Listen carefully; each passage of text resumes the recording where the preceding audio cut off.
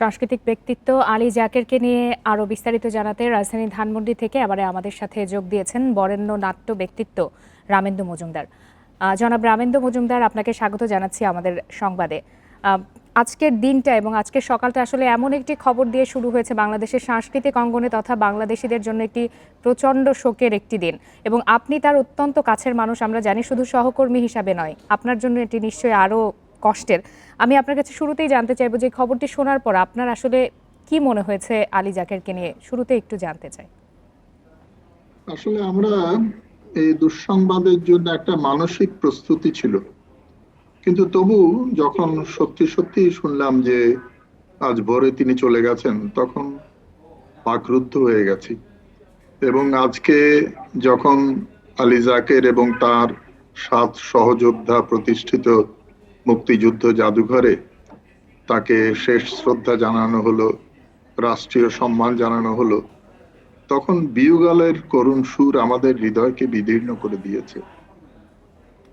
আলী যাকের একটা পরিপূর্ণ জীবন যাপন করেছেন, এবং আমি বলতে চাই যে আমাদের মঞ্চ নাটকের একটা অন্যতম প্রধান স্তম্ভ আজকে ধসে পড়েছে।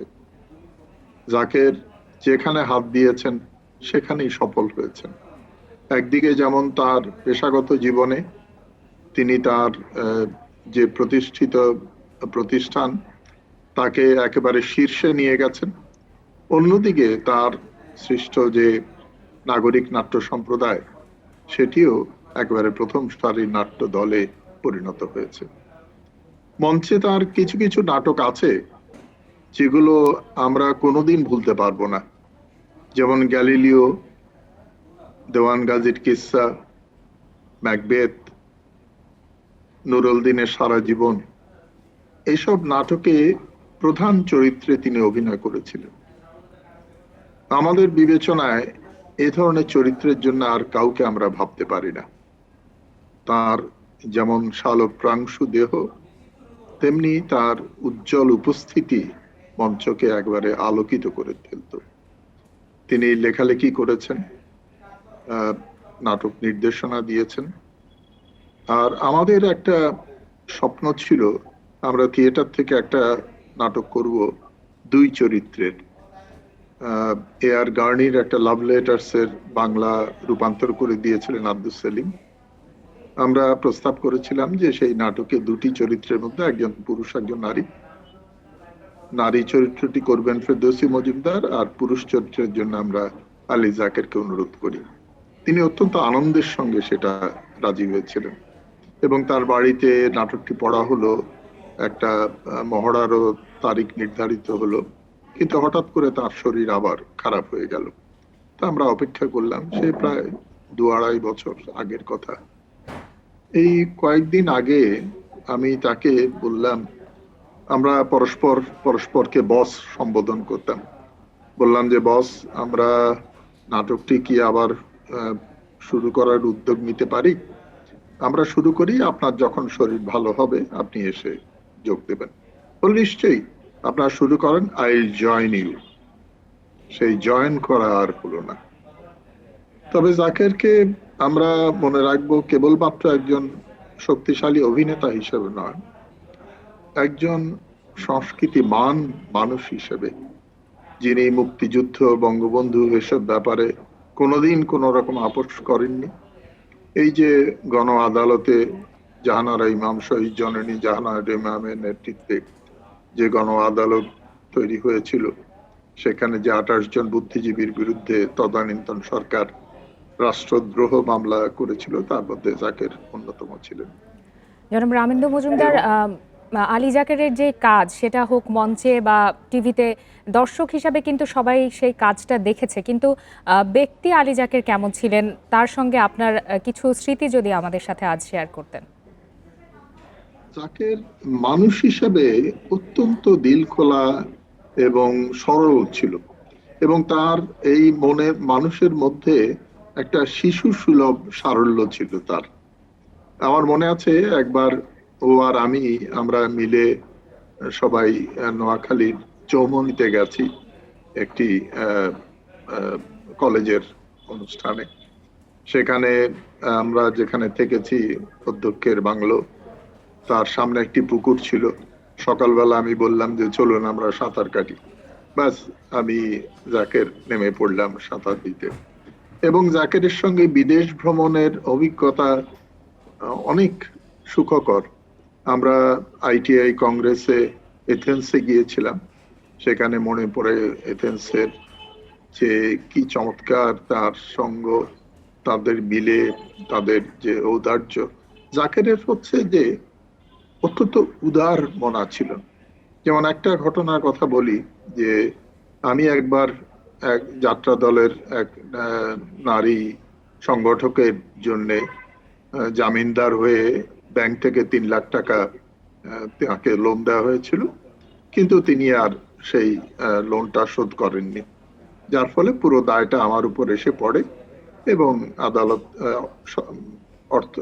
অর্থনৈতিক আদালতে যায় সেটা, এবং আমাকে দায়ী করা হয় এই টাকাটা আমার দিতে হবে।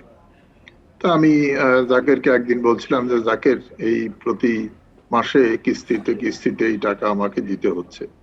চট করে ও ওর চেক বই বের করে বলল যে এক কিস্তির টাকা কত। আমি বললাম, সঙ্গে সঙ্গে একটা চেক লিখে আমাকে দিল যে এই এক কিস্তির টাকা আমি আপনাকে দিলাম। যখনই প্রয়োজন হয়েছে জাকের আমাদের কি সাংস্কৃতিক কাণ্ডে, কি বিভিন্ন রকম গণ আন্দোলনে সহায়তা করেছে আর্থিকভাবে এবং নিজে উপস্থিত থেকে। স্বৈরাচার বিরোধী আন্দোলনে তার উপস্থিতি আমাদের উজ্জ্বল একটা জায়গা ছিল। এবং এই যে কোভিড এর সময় ও অসুস্থ, তবু আমাদের যেই আমরা বিভিন্ন সহায়তা করেছি, সেখানে ও এবং ও স্ত্রী সারা দুজনেই আর্থিক সহায়তা দিয়েছে। এই যে মানুষের জন্য ভালোবাসা, এটা কোনোদিন ও বলতে পারেনি। এবং সত্যিকার অর্থে ও যত বিত্ত বৈভবী থাকুক না কেন, সাধারণ মানুষের জন্য ওর একটা ভালোবাসা ছিল, সেটাই ওকে বড় করে তুলেছে। আমি আরেকটু জানতে চাই, ওনার সম্পর্কে তো আমরা দর্শক হিসেবে বা যারা দূর থেকে দেখেছি, তারা জানা অজানা অনেক কিছুই হয়তো আমাদের অজানা রয়ে গেছে। শুধু কাছের মানুষেরাই জানে, এমন কোনো তথ্য কি আপনার মনে পড়ছে এই মুহূর্তে? এই মুহূর্তে ঠিক মনে পড়ছে না, কিন্তু জাকের মঞ্চকে অত্যন্ত ভালোবাসতো এবং শেষে যখন অসুস্থ হওয়ার পরে আবার একটু শক্তি সঞ্চয় করলো যে মঞ্চে, গ্যালিলিও নাটকটা আবার মঞ্চায়িত হয়েছিল। এই গ্যালিলিও চরিত্রটা করে ও খুব আনন্দ পেত, এবং সেই জন্য গ্যালিলিও যখন আবার পুনরায় মঞ্চায়িত হলো, কি যে তার মনে খুশি, সেটা দেখে আমাদের এত ভাল লেগেছিল। এবং বারবার বলছিল যে আমি আবার মঞ্চে ফিরে এসেছি, মঞ্চে করব। প্রিয় একজন সহকর্মী, কাছের মানুষকে হারানো আসলে অনেক কষ্টের, এবং তাকে নিয়ে কথা বলাটাও আসলে এমন একটি দিনে আরো বেশি কষ্টকর। তারপরে আমি আপনার কাছে আরেকটু জানতে চাই যে তার শখের কোনো দিক ছিল কিনা। তিনি ছবি তুলতে ভালোবাসতেন, এরকম একটি বিষয় আমাদের জানা আছে। আপনার কি আরো কোনো এই ধরনের তার শখের বিষয়গুলো জানা আছে? বড় শক্ত ছিল ওর যে ছবি তোলা। ছুটির দিনে গাড়ি নিয়ে, ক্যামেরা নিয়ে এসে বেরিয়ে পড়তো, বিভিন্ন জায়গায় ছবি তুলতো। বনফুল থেকে শুরু করে নানা রকম জিনিসের প্রতি তার আগ্রহ ছিল, এবং সেটা তার ছবি তোলা। তার গ্রামের বাড়ি রতনপুরে, সেখানে সুন্দর বাড়ি তৈরি করেছিল, সেখানে ছুটে যেত যখনই সুযোগ পেত।